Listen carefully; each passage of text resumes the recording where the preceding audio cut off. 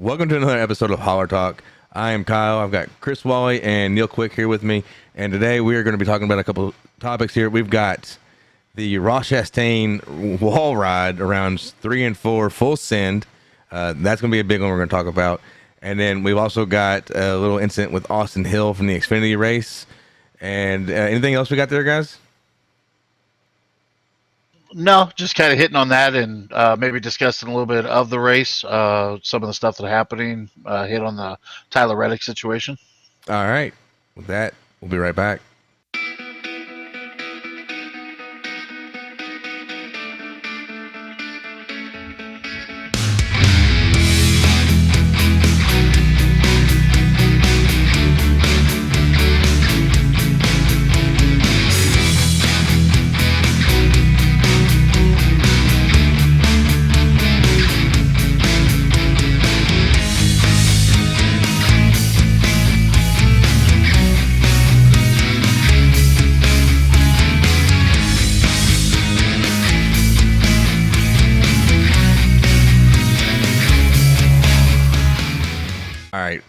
Welcome back, y'all. All right, so it came late to us, but we ended up getting a hold of this bit of information, which I'm sure the rest of the public has too.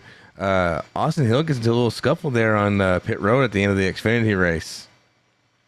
Tell you what, if that's not the best connection you've seen in NASCAR to date, show me the video of where anybody connected better. Hey, I'm going to tell you something. After seeing that today, sign him up for Jake Paul for the next fight. I mean, after that Anderson Silva fight last night, little fake jab, fall down, fake out. Man, I want to see Austin Hill take Jake Paul on. Be sure to tag them guys in that too. All right, so for those of the viewers that haven't seen this yet, take a peek here real quick. We'll show it to you.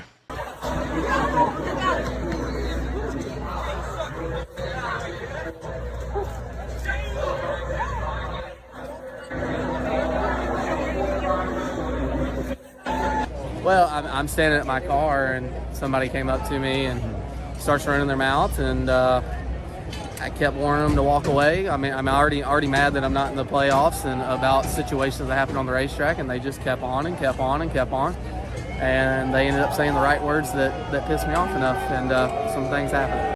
Yeah, he landed that pretty good, didn't he?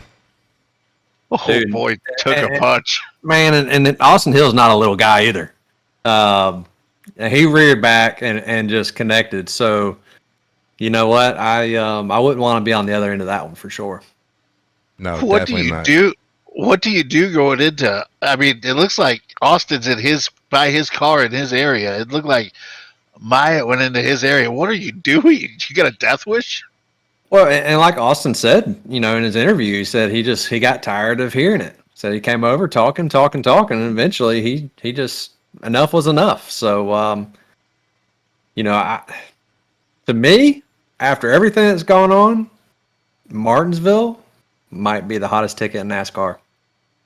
Yeah, we kind of were talking about this last night, Chris, is the fact that we all know the way it was a month ago when we raced it on our league setup. I mean, we were all basically in a fist fight afterwards, verbally. And I mean, I'm going to tell you, hell yeah, good for NASCAR for making this a cutoff race. Man, I hope Mr. Gibbs took some notes today after watching that race today. Yeah, Austin Hill he was spot on. I mean, as a human, you can only take so much lip before you just like the hell with it. You're just gonna catch a right hook real quick, and there it is. Well, it's we've heard other people talk about it on other podcasts and different opinions on are these drivers ever going to man up to what they say they're going to do. Austin Hill didn't even say anything. He just did it. Yeah, and I love it. Yeah, because I'm still waiting on Danny to get his payback on Chastain. But we are one more race to go. Hey, did you see the move that caused us at the end of the race? How many cars back Austin was when he got into Myatt in turn 3 or 4? It was like a 3 or 4 car move. He just like drove it to the bottom and said, "Hey, I'm going to turn you." Yeah. So just a full send moment. Yeah, over the curb, everything through the grass. No, there's no more grass, but I mean, he sent it in full send, and man, I told you last night, Kyle.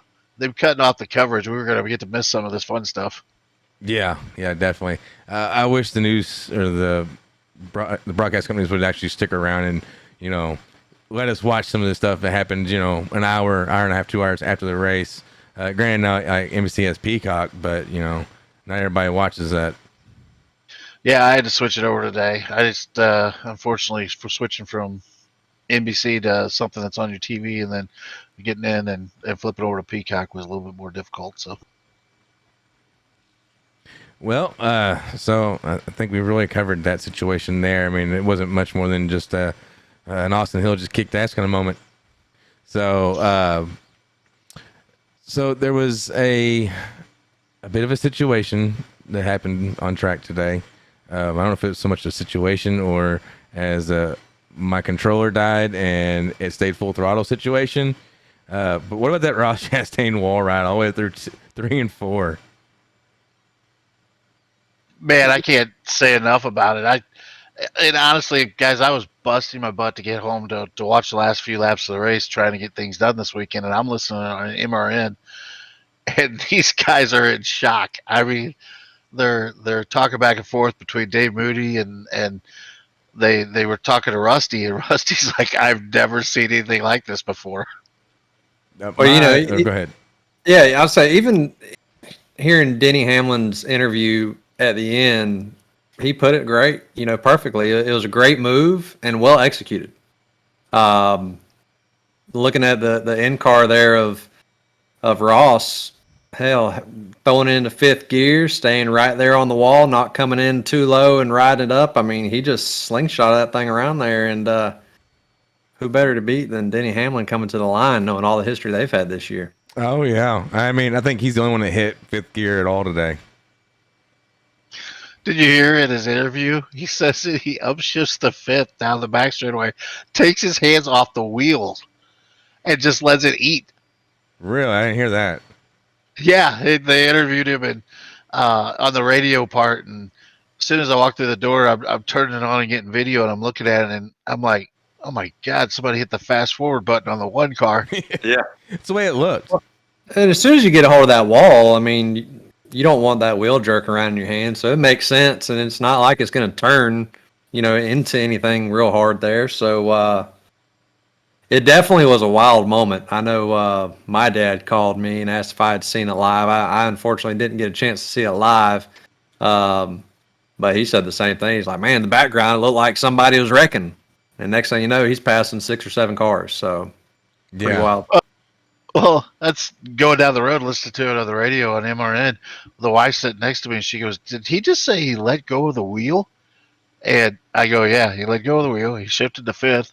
I go, this is something we've perfected in our iRacing league.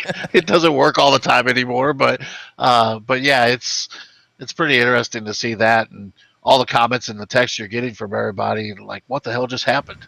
Hey guys, regarding the race today, Kyle Larson being interviewed after the race kind of caught me by surprise. The move that Ross put on there at the end of the race, as incredible as it was, Kyle Larson really created this move. Basically, he tried to pull this off, and I was really kind of caught by the surprise that Kyle wasn't a big fan of it. Basically saying that it's a bad look for NASCAR was his wording. I guess it is. I guess you don't want to be, as a driver, stepping back and looking at it and say you had to win this way. But I'm going to tell you, listening to Kyle being interviewed, big Kyle Larson fan, I think Kyle still would have pulled a move like this to try to get in. Maybe not, since he did say that, but I'm my opinion, guys, if you go back and see the interview that went out there, it was kind of interesting. He did say it was a bad look for NASCAR, and kind of the same way that Denny did in his interview. Denny basically said, hey, yeah, it's fun, but it's fun for him, not for me, because I didn't get in. So, but I think that was a little bit of what I got out of the Larson interview too, is a little bit of his thunder being stolen because he's not in that Final Four championship. So that might be a little bit of what we're hearing there. Yeah, I mean, I mentioned it earlier as far as the Darlington. He tried the same move at Darlington to try to catch Denny.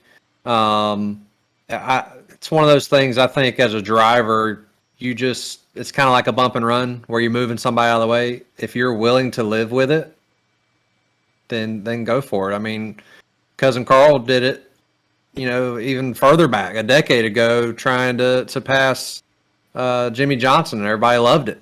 Yeah, and Kansas. I mean, that's where it really started.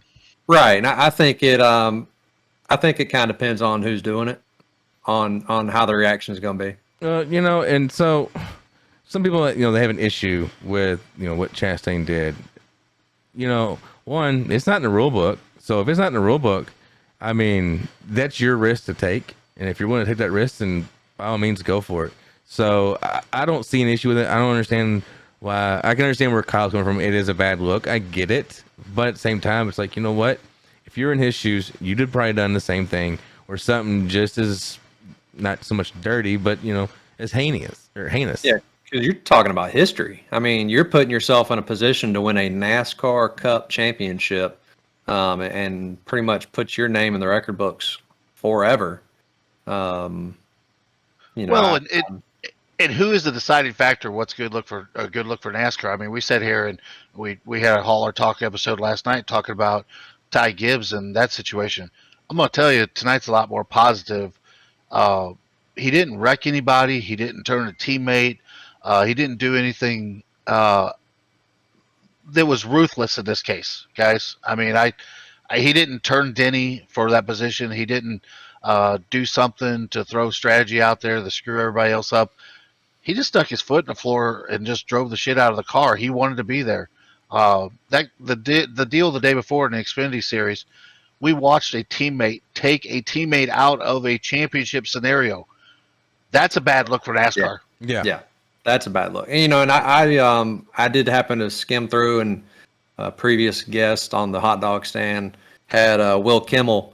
I saw his Facebook post, and he said it himself. He's like, man, it said, if you're not a Ross Chastain fan after that, he said, I don't know how to help you. Because I don't see, he didn't wreck anybody. He put that car right there on the wall and took off with it. So I definitely don't see where it's a bad look on anything. If anything, we'll find out in the next few hours probably, but definitely in the next few days on how the NASCAR community, fans, and other drivers react to it. And it's probably going to be more excitement than, positive excitement than negative. Yeah. Well, it's like they did, when they did his post-race interview, the first words out of the person's mouth, the reporter, was, "You just made a video that will go on for as long as NASCAR is around." Basically, in those words, not in those exact words, but to that extent. And, they're right. That is going to go down as one of the greatest moves, ever risked, and it will make highlight reels for decades. You let him win the championship, and it's definitely in there. So while we're on the topic of, possible championship for him, what do y'all think this would do for not only Ross Chastain and his team, but also Trackhouse Racing? I mean, here they are, a new team, fresh to the, the circuit. So, I mean, could you imagine, your first year out as a new team, new organization, and you come out and you win championship? It'll help with sponsorship. Oh, yeah. It definitely will help dollars, but I've stepped back and I was looking at just the video of them guys watching Ross put this move on and the excitement of him pulling it off. And I sat there and I thought about this and having a little bit more of a personal connection, knowing Justin Marks personally, don't want to name drop or brag about that. The fact of it is what he has done from his ownership of having a sprint car team to what he has done now in the Cup Series. And I'm going to tell you, that team is different than all the other teams that are out there. They win a different way, and Justin likes the aggression of Ross Chastain. As us being fans, I haven't had a bad thing to say about the guy. I mean, I understand that he had run-ins with Denny.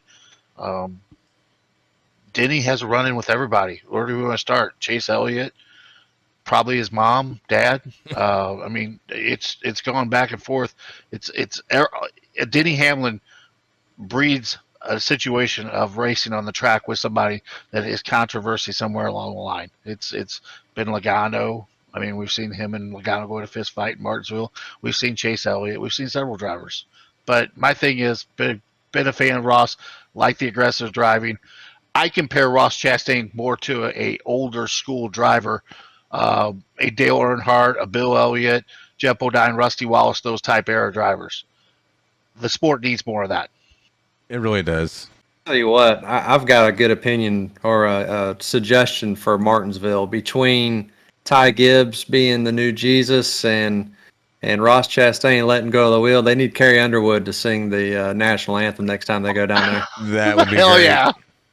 Get a little Jesus take the wheel. Man, did you guys? I mean, we put the pictures on our Facebook and out on our social media. Jesus walking pit road today. Oh yeah, that's right.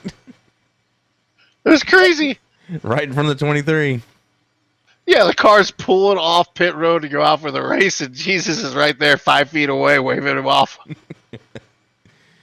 Sending a Tell message. you what, that kid, he's going to fill the shoes of the 18 pretty well when that time comes. You know. Did you Kyle- guys get a? Did you Kyle guys hear the wasn't press loved. conference? Do what now? Did you guys hear the press conference after the race last night when they had him solo and they were asking him questions? I just saw the first couple minutes, and that was about it. I got tired of listening to him. Yeah, he's giving the same answer to everybody, just like Chris said. Chris says it's going to fill the 18 shoes. He's programmed just like him. He kept repeating, like Kyle used to say, "I'm just here so I won't get fined." Hey, I just bumped him. I didn't mean to spin him. I bumped him. Didn't mean to spin him. He kept saying it over and over and over, and it's like, man, what an asshole. Kyle's conditioned him, I guess. Well, he's fast. Yeah, and I tell you what, the 23 wasn't anywhere on the track today, was he? No, and early in the race, I got to watch a few laps of it. I seen a couple guys giving him the bumper when they were lapping him. Yeah. Nobody was giving him any slack. That's for sure. Good. He needs to be shown, his place. So I'm sitting there and I'm watching the last couple laps of the race, and I don't remember who it was now. They showed a textbook clean bump and run in the corner to take the lead. Like I said, I can't remember who it was. They bumped Briscoe. I know that. And, that's the way it should have been done. It wasn't like, he was just knocked up off the track like, Gibbs did last night. So maybe Gibbs can write this down in his notebook of how it's supposed to be done the right way, and you probably won't be hated so much. Would agree with you on that. All right. Yeah, I believe it was Bell that bumped him, wasn't it? Can't remember if it was Bell or if it was when Keselowski bumped him. I can't remember. A lot of the guys, I saw Bell do it. I saw Kez do it. They bump in the middle of the corner, and it seems like they do it one time, and if you don't move up the next quarter or acknowledge it, they bump you again and push you up out of the way. Yeah, then they ship you up out of the way. Yeah, they kind of stay more connected and push you up out of the way. But it was all day long, and it seemed like everybody was doing it. If you had a faster car, that's the way you pass there. It's kind of a standard thing. You don't drive in, buckle your hood on the entry of the corner, and send them to the hot dog stand in turn one. Well, with that, I say let's go ahead and let's break down a little bit of today's race. We got point standing, how that's going, who the top 4 are going to Phoenix, and we're also going to talk a little prediction on now that Denny does not make it and Chastain did. Do we see Denny finally stick up to his words from earlier throughout the year? I hope not. Honestly, not this race. I hope not. I think Denny is enough of a racer not to take that away from him, maybe. Now, had Ross had wrecked him today for that position, maybe he would. And I had Ross pick, a few weeks back, about midway through the season, to be a championship favor. So, kind of hoping he can pull this one out. Definitely. How much? Go ahead. How much momentum does this move by Ross? I know Christopher won the race and is getting overshadowed in this case. But this move by Ross and to get his team in, anything to get it done, get the job done. How much momentum does this carry over going into Phoenix for that team? I think since there's gonna be so much hype around the move itself, I think it's gonna keep the momentum. You know, the mentality of, hey, win it at all cost. You know. Yeah. Well, I think they'll be excited for it for sure. And I don't remember how they ran last time they were at Phoenix, but the momentum's definitely on their side. But it's still, you know, they still got to go out there and get it done on the track. I mean, really looking at past results and kind of looking at the four guys that we got between Joey, Christopher, Ross, and Chase being the four guys going to Phoenix. Chase is a guy that I think that probably has the best performance out there and the experience to get it done in that situation. But I don't know how you don't go with the one in this situation after where we're sitting tonight. I mean, I look at the four guys. Joey's been locked in for a couple weeks, kind of, hey, yeah, I made it, I'm there. But and they obviously, Joey made a comment in his interview tonight that the team has had no pressure and probably the best situation to prepare of all four teams. They didn't have to worry about getting in. So maybe their preparation is probably going to be the best out of the four teams. But I'm going to tell you, the 20 and the 1 right now are going to be tough cars to beat out there. Oh yeah, most definitely. So, and I had a thought here, and it's kind of a bonehead thought, I guess you'd say. So, how funny but awkward would it be if Blaney, who's not won a race all season long, just got kicked out of the play, not kicked out, but you know, he got out of the playoffs, and how funny would it be to see him finally come back and win this race with no regular season win, no playoff win except for the championship? Now, granted, he doesn't get the championship out of it, but here he made it all the way through the round of 8 with no wins. I'm curious, you know, what the reaction would be if Blaney actually came back and won this and finally got his win for 2022. He'd be hurt. He'd be hurting. You know, I'm a big Blaney fan, so I mean, it'd be kind of exciting. I mean, it's still the championship for it's the highest finisher. So I mean, whether you're first or 31st, as long as everybody else is behind you, that's all that matters. But yeah, if one of those guys that just didn't make it in, Blaney, Hamlin, they win this week, there's going to be a lot of coulda, shoulda, woulda going on after that. Definitely. Well, late in the race today, I mean, Briscoe's leading with 3 or 4 laps to go, and they get around him. But I mean, going into Phoenix, if Briscoe wins this race and gets in, he's won. He won Phoenix in the spring. I mean, it could have been a big change for him. He's liable to go to Phoenix and win again.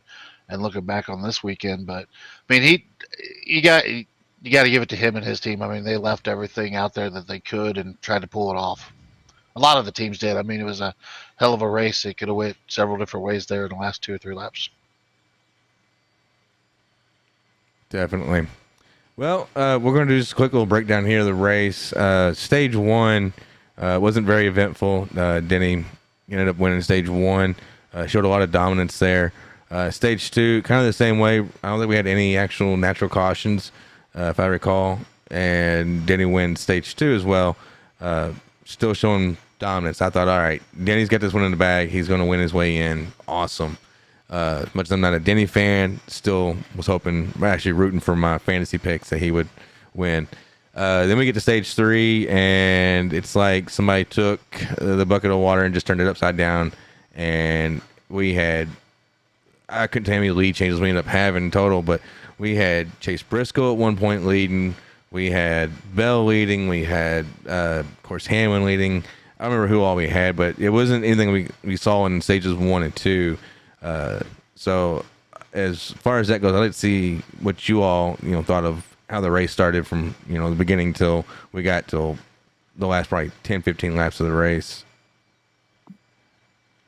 I'll say real short. I did not get an opportunity to see this one live, unfortunately. But just hearing that breakdown there, and then hearing Denny's comments after the race, as far as when the car was up front, they were able to kind of dominate. And he said, each caution they lose a few spots, which tells you he's losing spots on pit road. So he kind of put that out there nicely, I think. But I definitely, from what it sounded like in the interview and that breakdown you just gave right there, it definitely sounded like it was Denny's race to lose, and that's kind of what happened. Yeah. Now I can't recall. Or go ahead, Neil. You haven't given yours. I'd like to hear what you have to say. No, I was kind of glued to it, listened to it completely, and same thing like Kyle said. I really thought Denny was kind of a shoo-in for this deal. A couple things that caught me aside from Denny was I don't know what the hell happened to the 18 car. I mean, this car was 5 laps down early